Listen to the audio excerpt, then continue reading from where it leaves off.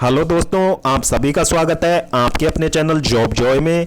तो दोस्तों, जैसा कि आप सभी को पता है, एसएससी सीएचएसएल टीयर 2 का एग्ज़ाम आपका 18 नवंबर को यहाँ पे कंडक्ट करवा लिया गया है।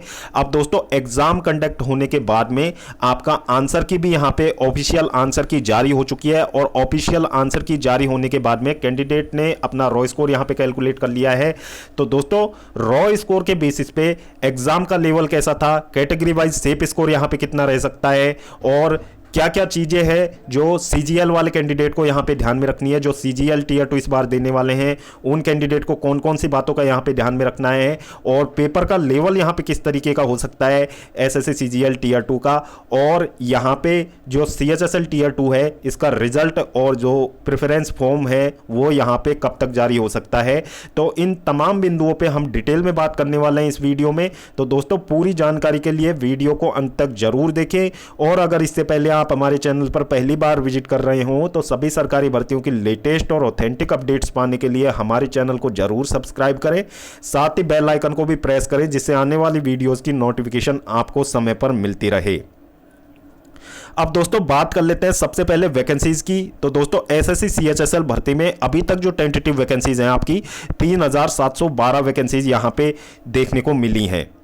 अब दोस्तों, 3712 वैकेंसीज हैं। अब वैकेंसीज में इंक्रीमेंट होगा या नहीं ये तो एसएससी को ही पता है। बाकी यदि इसमें इंक्रीमेंट आपको देखने को मिलता भी है तो दोस्तों, इंक्रीमेंट यदि आपको वैकेंसीज में देखने को मिलता है तो दोस्तों आपकी वैकेंसीज 4000 हो सकती हैं, इससे ज़्यादा आपकी वैकेंसीज होने की संभावनाएं बिल्कुल नहीं है। अब दोस्तों, इसके बाद में बात कर लेते हैं कि टोटल कितने स्टूडेंट यहाँ पे टीयर 2 के लिए शॉर्टलिस्ट किए गए थे। तो दोस्तों, टोटल नंबर ऑफ स्टूडेंट्स यहाँ पे जो टीयर 2 के लिए शॉर्टलिस्ट किए गए थे वो यहाँ पे 40 से 41,000 कैंडिडेट को टीयर 2 के लिए शॉर्टलिस्ट किया गया था। अब दोस्तों, टीयर 2 के लिए जब इतने कैंडिडेट यहाँ पे शॉर्टलिस्ट किए गए तो अटेंडेंस की बात की जाए तो अटेंडेंस यहाँ पे कितनी देखने को मिली है, जो सीएचएसएल टीयर 2 में कितने कैंडिडेट ने एग्जाम स्किप कर दिया है और कितने कैंडिडेट यहाँ पे एग्जाम देने गए थे। तो दोस्तों, लगभग यहाँ पे 30 से 31,000 कैंडिडेट ने आपका सीएचएसएल टीयर 2 का एग्जाम यहाँ पे दिया है। अब दोस्तों, जो यहाँ पे सबसे बड़ा मुद्दा इस बार सीएचएसएल टीयर 2 का क्या रहा है कि टाइपिंग में यहाँ पे बहुत ज़्यादा कैंडिडेट के साथ में गलत हुआ है। वहाँ पे जो एग्ज़ाम सेंटर्स पे कैंडिडेट गए थे यहाँ पे, तो वहाँ पे कैंडिडेट के साथ में टाइपिंग में बहुत ज़्यादा डिससिमिलरिटीज़ यहाँ पे देखने को मिली हैं। क्योंकि दोस्तों, कैंडिडेट जब टाइपिंग कर रहे थे तो उनके कीबोर्ड यहाँ पे वर्क करना बंद कर दिए थे, और यदि कैंडिडेट ने यहाँ पे कीबोर्ड मांगे भी हैं, दूसरे चेंज करने के लिए बोला भी था, तो दोस्तों ऐसे ऐसे कीबोर्ड उनको दे दिए गए कि जो मान लो किसी कैंडिडेट का जो रिजेक्टेड कीबोर्ड था वो किसी दूसरे कैंडिडेट को यहाँ पे दे दिया गया। और दोस्तों, जब टाइपिंग टेस्ट आपका 10 मिनट का होता है उसमें 5 मिनट निकल जाते हैं आपके, तो दोस्तों 5 मिनट बाद में रिदम बनाने में भी समय लगता है और कैंडिडेट का स्किल टेस्ट वैसे ही खराब हो जाता है। तो दोस्तों, ये इस बार कट ऑफ में थोड़ा सा फैक्टर रहेगा और एसएससी को भी इस चीज़ पे ध्यान देना चाहिए। यदि आप मेंस करवा रहे हो तो दोस्तों इतने ज़्यादा कैंडिडेट भी नहीं थे, आपके सेंटर्स भी लिमिटेड थे। तो दोस्तों, एसएससी को खुद से ये चीज़ें इंश्योर करनी चाहिए कि वहाँ पे जो अरेंजमेंट्स हैं सेंटर के द्वारा वो ठीक तो है ना। ये मतलब एसएससी की जिम्मेदारी होनी चाहिए कि वहाँ पे जो टाइपिंग स्किल टेस्ट का जो अरेंजमेंट होना चाहिए वो वहाँ पे अच्छा होना चाहिए और अच्छे सेंटर्स को ही यहाँ पे जो एग्ज़ाम का यहाँ पे अच्छे सेंटर्स को ही देना चाहिए। एग्ज़ाम कंडक्ट करवाने का सारा जिम्मा अच्छे सेंटर्स को ही मिलना चाहिए। अब दोस्तों, 20 से 25% कैंडिडेट ऐसे थे जिनके साथ में इस तरीके से हुआ और दोस्तों उनका यहाँ पे टाइपिंग टेस्ट पूरी तरीके से यहाँ पे बिगड़ गया। अब ऐसे कैंडिडेट, अब दोस्तों इसमें ज़्यादा कुछ तो नहीं हो सकता क्योंकि दोस्तों एसएससी शायद इसमें कोई एक्शन ना ले, लेकिन दोस्तों ये उन कैंडिडेट के साथ में काफ़ी गलत हुआ है। अब इसमें कुछ भी नहीं किया जा सकता। बाकी आपको अपनी जो नियर फ्यूचर जो एग्ज़ाम्स हैं उन पे आपको फोकस यहाँ पे करना चाहिए। अब दोस्तों, यहाँ पे बात कर लेते हैं आगे कि पोस्ट प्रेफरेंस फॉर्म यहाँ पे कब तक जारी हो सकता है सीएचएसएल 2024 के लिए। तो दोस्तों, पोस्ट प्रेफरेंस फॉर्म की यदि बात कर लें तो दिसंबर के एंड तक आपका पोस्ट प्रेफरेंस फॉर्म यहाँ पे जारी हो सकता है। जो जितने भी कैंडिडेट ने सीएचएसएल टीयर 2 यहाँ पे दिया है तो सभी को पोस्ट प्रेफरेंस फॉर्म यहाँ पे डालना अनिवार्य होता है। तो आप सभी को डालना है पोस्ट प्रेफरेंस फॉर्म, और किस तरीके से भरना है वो जब पोस्ट प्रेफरेंस फॉर्म यहाँ पे जारी होगा तो दोस्तों हमारे चैनल के माध्यम से आपको बताया जाएगा कि किस तरीके से आपको कौन कौन सी पोस्ट आपके लिए जो बेटर पोस्ट है, कौन कौन सी पोस्ट आपको यहाँ पे सेलेक्ट करनी है। इसके बाद में दोस्तों अब बात कर लेते हैं जो तमाम बिंदु है उनके आधार पर यदि कट ऑफ की बात की जाए तो दोस्तों पेपर का जो लेवल था, सबसे पहले पेपर के लेवल की यदि बात कर ली जाए तो पेपर का लेवल इस बार जो एसएससी ने CHSL 2 का जो पेपर का लेवल था वो यहाँ पे बहुत ही ज़्यादा लो देखने को मिला है। यानी कि ऐसा लग ही नहीं रहा था कैंडिडेट को कि यहाँ पे जो ये टीयर 2 का एग्ज़ाम यहाँ पे चल रहा है। बाकी टीयर 1 का, कभी कभी टीयर 1 का एग्ज़ाम इससे अच्छा आ जाता है, लेकिन दोस्तों जो लेवल था वो बिल्कुल भी यहाँ पे बहुत ही लो लेवल यहाँ पे दे दिया है। जो प्रीवियस ईयर जितने भी एग्ज़ाम हुए हैं उनमें से सबसे लो लेवल का इस बार आपको यहाँ पे इसमें लेवल देखने को मिला है। तो दोस्तों इस चीज़ से CGL वाले कैंडिडेट को भी यहाँ पे तैयार रहना चाहिए कि आपको लो लेवल की भी अच्छे से प्रैक्टिस करनी है और आपको मॉडरेट टू हाई लेवल की भी अच्छे से प्रैक्टिस करनी है, क्योंकि दोस्तों लो लेवल में कैंडिडेट के फंसने के चांसेस बहुत ज़्यादा होते हैं।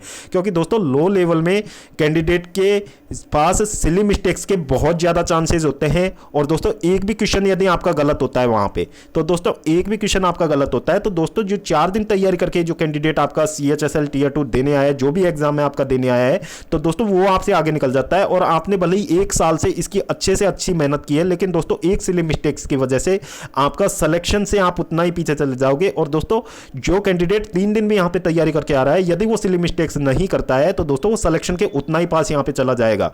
तो दोस्तों एसएससी को ये चीज़ें ध्यान में रखनी चाहिए, जैसा कि CGL टीयर 1 के रिजल्ट में जैसा कि अभी हुआ है, CGL में पेपर का लेवल ठीक से मेंटेन नहीं किया एसएससी ने, और जिसकी वजह से 17,500 वैकेंसीज होते हुए भी 170 तक कट ऑफ चला गया। तो एसएससी को अपने लेवल्स का थोड़ा ध्यान रखना चाहिए, किस लेवल का वो एग्ज़ाम यहाँ पे कंडक्ट करवा रहे हैं।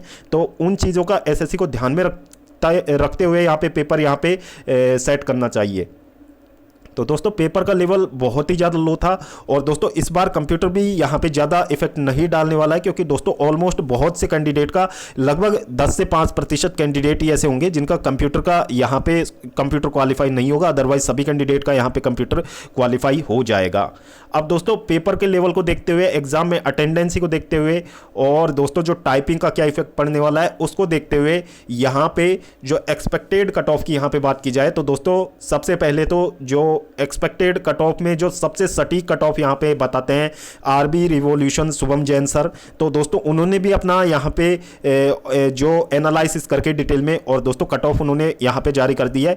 तो दोस्तों शुभम सर के अकॉर्डिंग कट ऑफ यहाँ पे इस बार बहुत ही ज़्यादा हाई रहने की संभावना है। और दोस्तों अब तो CGL के रिजल्ट को यहाँ पे देखते हुए भी लग रहा है कि कट ऑफ वाकई में इसका हाई जाने वाला है, क्योंकि दोस्तों जिस तरीके से CGL में इतनी सारी वैकेंसीज होने के बावजूद भी वहाँ पे कट ऑफ इतना हाई चला गया, तो दोस्तों यहाँ तो मात्र 3700 प्लस वैकेंसीज हैं। तो दोस्तों यहाँ पे कट ऑफ हाई जाने के चांसेस बहुत ज़्यादा हैं। तो दोस्तों शुभम सर के अकॉर्डिंग यदि UR की बात की जाए तो 321 यहाँ पे UR का कट ऑफ जाने की संभावना है। OBC की बात की जाए तो 319 OBC की कट ऑफ यहाँ पे जाने की संभावना है।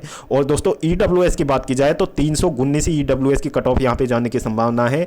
और दोस्तों ये रॉ मार्क्स के बेसिस पे है, क्योंकि दोस्तों नॉर्मलाइजेशन आपका होगा नहीं, क्योंकि एक ही शिफ्ट में ओवरऑल एग्जाम यहाँ पे आपका कंडक्ट हुआ है, तो नॉर्मलाइजेशन का कोई सवाल ही नहीं उठता। और एरर यहाँ पे +- 2 का शुभम सर ने यहाँ पे लिया है। बाकी SC कैटेगरी में 304 और ST कैटेगरी में 288 यहाँ पे सेफ स्कोर यहाँ पे रखा गया है शुभम सर के अकॉर्डिंग। और हो सकता है दोस्तों कि एक्सपेक्टेड कट ऑफ कभी भी फिक्स नहीं होता, जैसा कि CGL में अनएक्सपेक्टेड यहाँ पे कट ऑफ चला गया, तो दोस्तों इसमें हो सकता है कट ऑफ और भी ज़्यादा हाई इसमें आपको देखने को मिले, क्योंकि दोस्तों जिस तरीके से CGL में हुआ है वैसा यहाँ भी देखने को मिल सकता है, क्योंकि दोस्तों पेपर का लेवल ही उस तरीके का था। लेकिन दोस्तों यदि अब हम हमारी तरफ से यहाँ पे कट ऑफ, एक आपको कट ऑफ का आइडिया दें, तो दोस्तों UR कैटेगरी में यदि कैंडिडेट का रॉ स्कोर यहाँ पे 315 है, तो दोस्तों आप अपने आप को सेफ मान सकते हो, इतना हमारे अकॉर्डिंग आपका कट ऑफ जा सकता है। फिर दोस्तों OBC कैटेगरी की यहाँ पे बात की जाए तो OBC और EWS कैटेगरी में यहाँ पे 310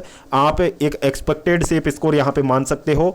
इसके बाद में दोस्तों बात कर लेते हैं यहाँ पे SC कैटेगरी की। तो दोस्तों SC कैटेगरी में 305 मार्क्स यदि आपके बन रहे हैं तो दोस्तों आप अपने आप को सेफ मान सकते हो। और दोस्तों ST कैटेगरी में यदि 300 आपका यहाँ पे स्कोर बन रहा है तो दोस्तों आप अपने आप को सेफ मान सकते हो, इतना कट ऑफ आपका जा सकता है। बाकी ±2 या 4 का आप यहाँ पे वेरिएशन ले सकते हो, बाकी इतना कट ऑफ हमारे अकॉर्डिंग रह सकता है। बाकी शुभम सर के अकॉर्डिंग यहाँ पे कट ऑफ 321 जैसा कि आप देख पा रहे हैं इतना रह सकता है। बाकी जो आपका रिजल्ट है वो यहाँ पे जनवरी में आपका रिजल्ट जारी होने की पूरी संभावना है, क्योंकि दोस्तों जो पोस्ट प्रेफरेंस फॉर्म दिसंबर में यहाँ पे जारी होगा, तो दोस्तों पोस्ट प्रेफरेंस फॉर्म जारी होने के ज़्यादा समय बाद यहाँ पे ज़्यादा समय नहीं लेता है रिजल्ट जारी करने में एसएससी। तो दोस्तों हो सकता है आपका जनवरी मिड या फिर स्टार्टिंग जनवरी या फिर दोस्तों जनवरी के 20 जनवरी के आसपास या फिर उससे थोड़ा पहले भी आपको यहाँ पे अपना रिजल्ट देखने को मिल सकता है। तो दोस्तों ये था एसएससी सीएचएसएल मेंस का एक्सपेक्टेड कट ऑफ, जिसको हमने तमाम बिंदुओं पे जो एनालिसिस करके आपके लिए कट ऑफ बताई है।